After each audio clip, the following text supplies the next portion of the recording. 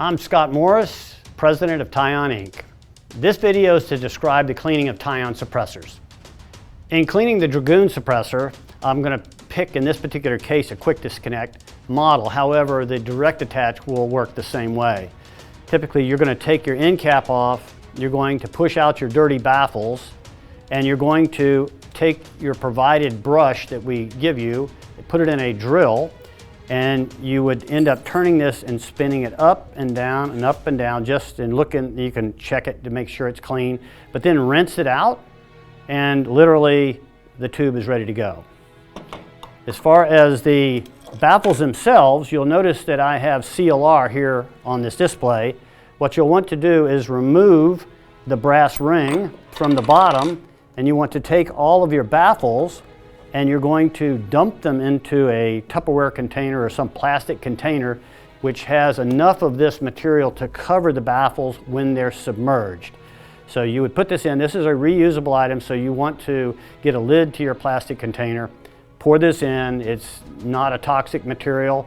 Use a glove. The reason you want to use gloves is not because of this material, it's because you have lead that's on your baffles, and you don't want to get that lead into suspension of the material and have a cut on your finger or something and it get into you, causing lead poisoning. So you just wear a simple cheap glove, you put the baffles into the material, not the ring, because it will pit the ring, and you can also put the end cap in and leave it for a couple hours, take it out, then you'll be able to wipe it off, rinse it off, and you're done.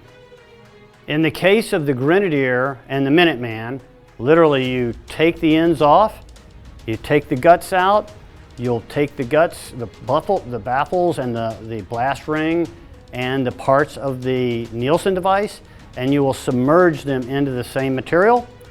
And in the case of the Minuteman, it's simpler. You just take the ends off, and you don't need to put the tube in either case into this because you can clean the tube differently. There's nothing burnt on in the tube, and so we take Scotch-Brite and we just roll it like a cigar and literally run it through the tube with water running through it.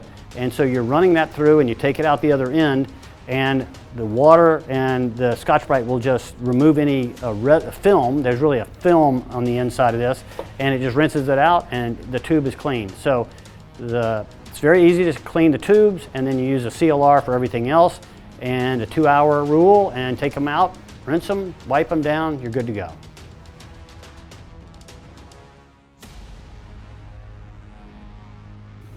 We're using a rubber setup that it's falling apart, but the piece of rubber there that goes onto a bench vise, and he's just putting a little more further protection by putting a cloth in there. And what the goal is, he's going to just lock it down so that it's easier to handle. Now, not everybody's going to have a vise. But they might have a friend that has a vise, and this is kind of worst case if you need some extra helping hand. So he's got it held in there. Now he can apply more force with the ratchet because he's not fumbling around holding it with one hand, and he could take off the end cap that way easier. For more information on our suppressors, our gas indexing technology, and cleaning, please revert to the YouTube channel.